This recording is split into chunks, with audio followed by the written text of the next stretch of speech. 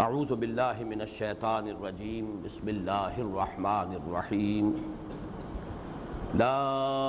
اقسم بهذا البلد وانت حل بهذا البلد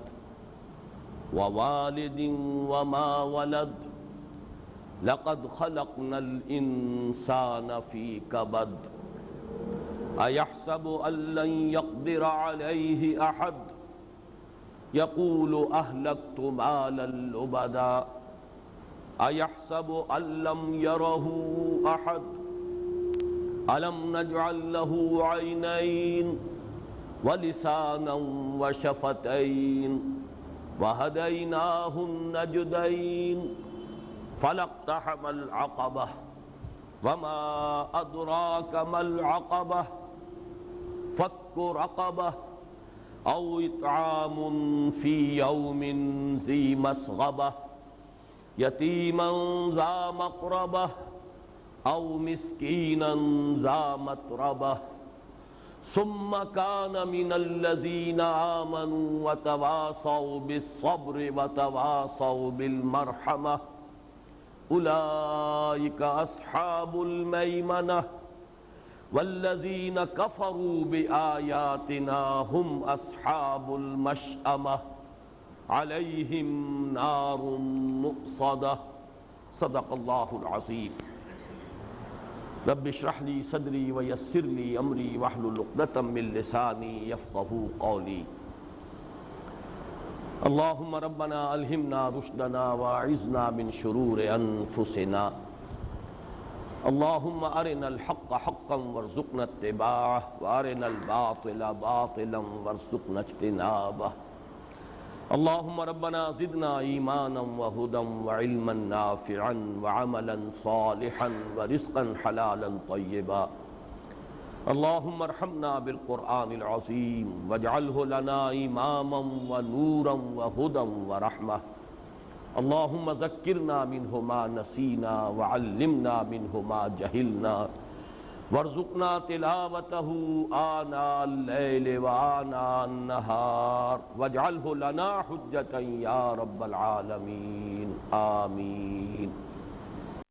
جہاں تک سورہ فجر اور سورہ بلد کے مضامین کی جو باہمی مناسبت ہے میں کل عرض کر چکا ہوں، ان میں کیا کیا مضامین جو ہیں مشترک ہیں، چونکہ کل ہی درس دیا ہے میں زیادہ اب ان کو دہرانا نہیں چاہتا، صرف اس بات کی طرف اضافہ کروں گا کہ ایک تو قدر مشترک جو میں نے 3 گنوائی تھی ان میں اہم ترین کیا ہے؟ اہل عرب اور آس پاس کے لوگوں کا تہذیبی ثقافتی پس منظر، جس میں حج کو ایک بہت اہم مقام حاصل تھا، ان کا سالانہ جشن، اور ان کے اخلاق کی پستی اور دنات۔ لیکن تقابل کریں گے تو سورہ بلد میں اس پستی کے اندر بھی کہیں کہیں کوئی کرن روشنی کی، کوئی امید، ظلمات بعضها فوق بعض کی بجائے کوئی ملمے کی نیکی صحیح، چاہے سراب صحیح، کسراب بقیۃ یحسبہ الظمآن ماء، لیکن کچھ نہ کچھ نیکی کی بات تھی۔ وہاں اس کا انجام جو بیان کیا گیا فَيَوْمَئِذٍ لَا يُعَذِّبُ عَذَابَهُ أَحَدٌ وَلَا يُوثِقُ وَثَاقَهُ أَحَدٌ، سورہ بلد میں اختتام پر آئے گا والذین کفروا بآیاتنا هم اصحاب المشأمة علیہم نار موصدہ۔ لیکن سورۃ الفجر میں جو اختتام کیا گیا یا ایتھا النفس المطمئنۃ ارجعی الی ربک راضیۃ مرضیہ فادخلی فی عبادی وادخلی جنتی، یہ اصل مضمون ہے سورہ بلد کا۔ اس مقام کو حاصل کرنے کے لیے سلوک، طریقت، شریعت، راستہ، محنت، جد و جہد کون سی ہے؟ اب آئیے بسم اللہ الرحمن الرحیم لا اقسم بہذا البلد۔ پہلی بات یہ نوٹ کر لیجئے کہ جتنی مشکل تھیں اقسام سورۃ الفجر کی، اتنی ہی آسان اور واضح اور معین اور مقسم علیہ کے ساتھ بہت ہی نمایاں مناسبت رکھنے والی قسمیں ہیں سورۃ البلد کی۔ یہ بھی ایک کنٹراسٹ نوٹ کر لیجئے۔ یہ تو میں نے نوٹ کرایا تھا وہ سب کے سب زمان سے متعلق ہیں، والفجر ولیال عشر والشفع والوتر واللیل اذا یسر، جبکہ یہاں جو ہے مقام اور مکان کا معاملہ آتا ہے۔ یہ تو میں نے کل نوٹ کرا دیا، اس وقت نوٹ کیجئے وہ مشکل ترین، اور اس میں کتنے کتنے اقوال، ان میں سے ہم نے چنا اور چن کر انہیں گوہرے دریائے قرآن سفتہ ان کو جو ہے ہم نے ایک ڈور میں پرویا۔ لیکن یہاں بالکل واضح ہے، لا اقسم بہذا البلد، یہ لا جو ہے یہ لا منفصل ہے، متصل نہیں ہے۔ لا اقسم اگر ایک لفظ مانیں گے اس کے معنی ہوگی میں قسم نہیں کھاتا، لا اقسم نہیں میں قسم کھاتا ہوں، یہ علیحدہ ہے، یہ گویا کہ اور تاکید کے لیے تمہارا خیال غلط، تمہارے نظریات باطل، میں قسم کھاتا ہوں۔ اور یہ اسلوب قرآن میں بہت مرتبہ آ چکا ہے، بہت نمایاں سورت کے شروع میں تو سورت القیامہ، لا اقسم بیوم القیامہ ولا اقسم بالنفس اللوامہ، ویسے درمیان میں بہت مرتبہ آ چکا ہے، سورہ واقعہ میں آیا ہے، فلا اقسم بمواقع النجوم وانہ لقسم لو تعلمون عظیم، سورہ حاقہ میں آ چکا ہے، فلا اقسم بما تبصرون وما لا تبصرون، سورہ انشقاق میں درمیان میں آ چکا ہے، کلا والقمر کلا فلا اقسم بالشفق واللیل وما وسق والقمر اذا اتسق لترکبن طبقا عن طبق۔ تو یہاں پہ یہ لا منفصل ہے جس کی مثالیں اور بھی ہیں، نہیں میں قسم کھاتا ہوں اس شہر کی، اس بستی کی، اس میں کوئی اور رائے نہیں ہو سکتی کہ اس میں مراد مکہ ہے، مکہ مکرمہ، اس کی قسم سے بات شروع کی گئی۔ وَأَنْتَ حِلٌّ بِهَذَا الْبَلَدِ، اور اے نبی صلی اللہ علیہ وسلم، اس میں بھی کوئی اختلاف نہیں کہ یہاں پہ انتا میں خطاب محمد رسول اللہ سے ہے، اے نبی آپ حلٌ کے مفہوم میں البتہ اختلاف ہے، آپ مقیم ہیں یا آپ حلال ہیں، اور پھر حلال کے بھی مفہوم دو لیے گئے، اس طرح تین مفہوم بن جائیں گے، وہ میں بعد میں بیان کروں گا۔ وَأَنْتَ حِلٌّ بِهَذَا الْبَلَدِ، آپ مقیم ہیں یا حلال ہیں اس شہر میں، اس بستی میں۔ یہ ہے کلام معترضہ، حرف عطف بعد میں آ رہا ہے، وَوَالِدٍ وَمَا وَلَدَ، اور قسم ہے والد کی اور جو اس نے جنا، قسم ہے جننے والے کی اور اس کی جو اس نے جنا، قسم ہے والد کی اور اولاد کی۔ یہ گویا کہ تیسری آیت کا ترجمہ ہوا۔ ان تینوں آیتوں کے بعد اب جو مقسم علیہ آیا ہے وہ بہت واضح ہے، لَقَدْ خَلَقْنَا الْإِنسَانَ فِي كَبَدٍ، ہم نے انسان کو پیدا کیا ہے مشقت میں، محنت میں، تکلیف میں، یہ انسان کا مقدر ہے، کوئی انسان اس سے مستثنی نہیں ہے، یہ قاعدہ کلیہ ہے، یہ رول ہے، یہ لا ہے،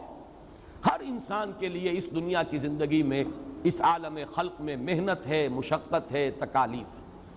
یہ میں بڑی تفصیل سے بیان کر چکا ہوں سورۃ الانشقاق میں،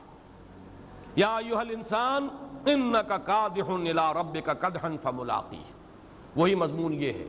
ہم نے انسان کو پیدا کیا مشقت میں۔ یہاں چونکہ اب ہم اس آیت پر غور کر رہے ہیں تو اچھی طرح اس کے مفہوم کو سمجھ لیجئے، کبد کے معنی کیا ہے؟ اہل عرب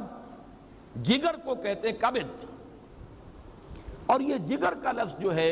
یہ تمام زبانوں میں آتا ہے، اس کے اوپر تاثر ہوتا ہے محنت کا، یعنی پتا مار کر کام کرنا،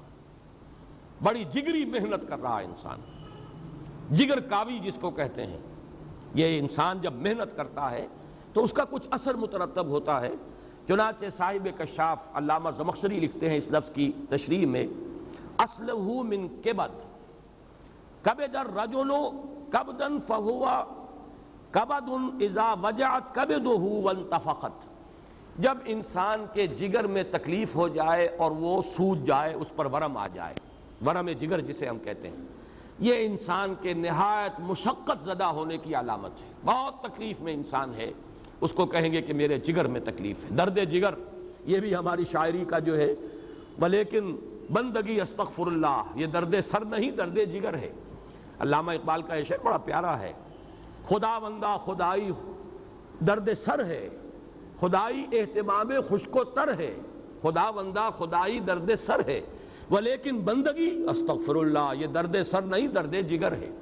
تو یہ جگر کاوی جسے آپ کہتے ہیں محنت اور مشقت، اور کبد جو ہے یہ کہتے ہیں جگر کو۔ بلکہ میں نے کچھ اور اشعار آج نوٹ کیے ہیں، ایک شعر بہت ہی عمدہ ہے، بہت اونچا ہے، اور یہ ایک ہندی فلسفی کے فلسفے کا خلاصہ ہے جو اقبال نے پیش کیا ہے۔ تو ہے مسافر شب خود چراغ بن اپنا، کر اپنی رات کو داغ جگر سے نورانی، اپنی رات کے لیے روشنی اپنے اندر سے نکالو، اپنے جگر کے اندر داغ، کوئی شمع جلاؤ اس کے اندر، یہ جلے گا جگر جس کو آپ کہتے ہیں کلیجے کی جلن، تو اس سے وہ شعلہ بھڑکے گا جو تمہاری رات کو منور کرے گا۔ تو اے مسافر شب، خود چراغ بن اپنا، تمہیں کہیں باہر سے روشنی نہیں ملے گی، اپنے اندر سے روشنی نکالو، کر اپنی رات کو داغ جگر سے نورانی۔ اسی طرح اقبال نے کہا ہے کہ چیتے کا جگر چاہیے شاہی کا تجسس، یہ جو ہے کبد، لقد خلقنا الانسان فی کبد، ہم نے انسان کو محنت و مشقت ہی میں پیدا کیا ہے۔ اسی کے ساتھ ہے رنج، وہ جو غالب نے تصور پیش کیا ہے کہ یہ زندگی در حقیقت قید حیات و بند غم، اصل میں دونوں ایک ہیں۔ موت سے پہلے آدمی غم سے نجات پائے کو، اور یہ گوتم بدھ کا فلسفہ میں نے بارہا بیان کیا، سروم دکھم، all is pain, all is suffering, there is agony everywhere، ہر ایک کے لیے رنج ہے، غم ہے، مشقت ہے، اگرچہ اس کی شکلیں مختلف ہیں۔ کسی کو جسمانی مشقت زیادہ ہے، صبح سے شام تک کسی چلا رہا ہے، اینٹیں ڈھو رہا ہے، یا مئی کی گرمی میں اوپر سے آگ برس رہی ہے اور فصل میں سے بھپکے جو ہیں حرارت کے نکل رہے ہیں، اور ایک آدمی درانتی کے ساتھ فصل کاٹ رہا ہے، اس کو جسمانی مشقت ہے۔ کسی کو ذہنی کوفت زیادہ ہوتی ہے، جسمانی مشقت نہیں ہے، ایئر کنڈیشن کمرے میں بیٹھا ہوا ہے، بڑے نرم گدیلے ہیں، لیکن یہ کہ چین نہیں، سکون نہیں، کانفلکٹس ہیں، الجھنیں ہیں، پریشانیاں ہیں، وہ اسے چین نہیں لینے دے رہی، نیند نہیں آ رہی، سیڈیٹیوز چاہیے، ہپنوٹکس چاہیے، وہ ساری چیزیں ان کو ضرورت پڑتی ہے، ان کی، اس محنت مشقت والے کو ضرورت نہیں۔ وہ تو ایسا غافل ہو کر، انٹا غفیل ہو کر سوتا ہے، اسے پتہ ہی نہیں چلتا کہ کب رات گزری اور صبح ہو گئی۔ لیکن یہ کہ ان کو نیند لانے کے لیے جتن کرنے پڑتے ہیں، چاہے ساری آسائشیں ہیں، نرم و گرم بستر ہیں، یا ایئر کنڈیشن کمرہ ہے، کچھ تو یہ صرف یہ فرق تو ہوگا کہ کسی کے لیے مشقت جو ہے وہ جسمانی زیادہ ہے، کسی کے لیے کوفت روحانی کہہ لیں یا ذہنی کہہ لیں یہ زیادہ ہے۔ لیکن لقد خلقنا الانسان فی کبد، دس از دی رول، ہم نے ہر انسان کو مشقت میں پیدا کیا ہے۔ اب اس مقسم علیہ پر اب قسموں کو سمجھیے۔ سب سے پہلی مثال دی ہے یا شہادت گواہی میں پیش کیا ہے، لا اقسم بہذا البلد، میں گواہی میں پیش کرتا ہوں اس شہر کو۔ کیوں؟ انسان کو سب سے نمایاں مشقت کرنی پڑتی ہے اپنی معیشت کے لیے، اور یہ مکہ اور اس کے آس پاس کی سرزمین، وادٍ غیر ذی زرع، کوئی چیز پیدا ہی نہیں ہوتی، مشقت۔ یہ تو یوں سمجھیے کہ خانہ کعبہ کی وجہ سے اس کے طفیل اور حج کی آمد و رفت کی وجہ سے وہاں کے لوگوں کے لیے اللہ تعالیٰ نے کچھ آسانیاں پیدا کر دی، جیسے کہ فرمایا گیا لإِيلَافِ قُرَيْشٍ إِيلَافِهِمْ رِحْلَةَ الشِّتَاءِ وَالصَّيْفِ فَلْيَعْبُدُوا رَبَّ هَذَا الْبَيْتِ الَّذِي أَطْعَمَهُم مِّن جُوعٍ وَآمَنَهُم مِّن خَوْفٍ۔ ورنہ واقعہ یہ کہ وہاں کی زندگی بڑی سخت زندگی تھی، معیشت بڑی سخت، بڑی مشقت طلب معیشت۔ لا اقسم بهذا البلد، اس مشقت پر ایک اور مشقت انسان کو لینی پڑتی ہے، اور وہ ہے اگر اس کا زندگی میں کوئی مشن ہے، کوئی نصب العین ہے، کسی اعلیٰ مقصد کے لیے وہ کام کرنا چاہتا ہے، برائی کا استیصال کرنا چاہتا ہے، بھلائی کو پھیلانا چاہتا ہے، خیر کو غالب کرنا چاہتا ہے، شر کا استیصال کرنا چاہتا ہے، اب جو مشقت ہے وہ اور یوں سمجھیے کہ سیکنڈ ڈائمنشن، اس کے لیے مثال دی وَأَنْتَ حِلٌّ بِهَذَا الْبَلَدِ۔ حل کا ایک مفہوم تو یہ ہے کہ اے نبی آپ اس شہر میں مقیم ہیں، اس معنی میں قرآن مجید میں یہ بہت مرتبہ لفظ آیا ہے عذاب الہی کے لیے، او تحل قریبا من دارہم، حل یحل بھی آتا ہے اور حل یحل بھی آتا ہے، فیحل علیکم غضبی ومن یحلل علیہ غضبی فقد ہوا، یہ سورہ طٰہٰ میں۔ تو کسی چیز کا نازل ہونا، اترنا، کہیں پر مقیم ہو جانا، اس کے لیے بھی حل کا لفظ آتا ہے، حل یحل یا حل یحل۔ انت حل بہذا البلد، آپ مقیم ہیں اس شہر میں۔ بعض حضرات نے اس معنی کو ترجیح دی ہے اس اعتبار سے کہ ان کے نزدیک مکے کی قسم بھی اللہ نے مکے کی عظمت کی وجہ سے کھائی ہے، اور پھر اس میں اضافہ ہے عظمت پر عظمت، محمد الرسول اللہ کا وجود، کہ آپ اس شہر میں مقیم ہیں۔ یہ تصور کہ قرآن مجید میں جن چیزوں کی قسم کھائی گئی ہے وہ عظمت کی حامل ہے، یہ در حقیقت بنیادی طور پر یہ خیال کوئی زیادہ مضبوط نہیں ہے، بلکہ میں نے کل جو حوالہ دیا تھا مولانا فراہی کی کتاب اقسام القرآن، اس میں بڑی تفصیل سے اس پر گفتگو ہے قرآن مجید میں تو چھوٹی سی چھوٹی چیزوں کو بھی گواہی میں پیش کیا گیا، ان میں عظمت نہیں۔ کوئی پہلو ہوتا ہے کہ کوئی شے گواہی دے رہی ہے کسی اور شے پر، تو اس کی قسم کھائی جاتی ہے، اس لیے کہ قسم کا اصل مفاد جو ہے وہ گواہی ہے۔ ہم قسم کھاتے ہیں، کوئی وعدہ کر رہے ہیں یا کوئی بات میں آپ سے کہہ رہا ہوں، اللہ کی قسم کھا کر کہہ رہا ہوں کہ یہ بات صحیح ہے، اللہ کو گواہ بنا کر کہہ رہا ہوں کہ یہ بات صحیح ہے۔ جب آپ نے معاہدہ کیا، اللہ کی قسم کھائی، یعنی یہ معاہدہ جو ہے یہ میرے اور آپ کے مابین ہے، واللہ شہید بیننا و بینکم، اللہ گواہ ہے، ہمارے اس معاہدے کے اوپر گواہی اللہ کی ہے۔ تو اصل میں قسم کا فائدہ ہوتا ہے گواہی، اور گواہی میں استشہاد اور استدلال کسی اعتبار سے مقسم بہی، جس شے سے قسم کھائی گئی، اور مقسم علیہ جس شے پر قسم کھائی گئی، ان میں کوئی ربط ہونا ایک اخلاقی قانون ہے، خیر اور شر کے مابین تمیز ہے۔ جس کی یہ حس بیدار ہے وہ ہے جس میں خشیت بھی ہے، بنیادی خشیت، وہ کم سے کم اس کا سٹارٹنگ کیپٹل موجود ہے، وہ تقویٰ بھی موجود ہے۔ اب یہ سنورے گا، بڑھے گا، پھلے گا، پھولے گا، اس میں برگ و بار آئیں گے نیکیوں کے، بھلائیوں کے، لیکن جس کی یہ حس مردہ ہو چکی ہو، اے نبی آپ کتنی ہی کوشش کر لیں، جن کے دلوں کے اوپر پردے پڑ چکے ہو، مہر لگ چکی ہو، ظاہر بات ہے کہ وہ اس سے فائدہ نہیں اٹھائیں گے۔ سَيَذَّكَّرُ مَن يَخْشَىٰ، ان قریب نصیحت حاصل کر لے گا، تذکر حاصل کر لے گا وہ جس کے اندر کچھ خشیت ہے، کچھ خوف ہے، کچھ احساس ذمہ داری ہے، کچھ برائی سے بچنے کا جذبہ ہے، کچھ نیکی کا میلان ہے۔ وَيَتَجَنَّبُهَا الْأَشْقَىٰ، اور اس سے پہلوت ہی کرے گا۔ تجنب جو ہے باب تفاعل ہے جم سے، جم کہتے ہیں پہلو، تجنب پہلوت ہی کرنا، کلنی کترا جانا، بچ کر نکل جانا، یہ تجنب ہے۔ وَيَتَجَنَّبُهَا الْأَشْقَىٰ، اور اس نصیحت سے، اس تذکیر سے پہلوت ہی کرے گا وہ جو نہایت شقی ہے۔ یہاں بھی ایک سوال پیدا ہوتا ہے کہ یہاں شقی کا لفظ نہیں آیا، اشقا کا آیا ہے، سب سے بڑھ کر شقی، یہ کس وجہ سے؟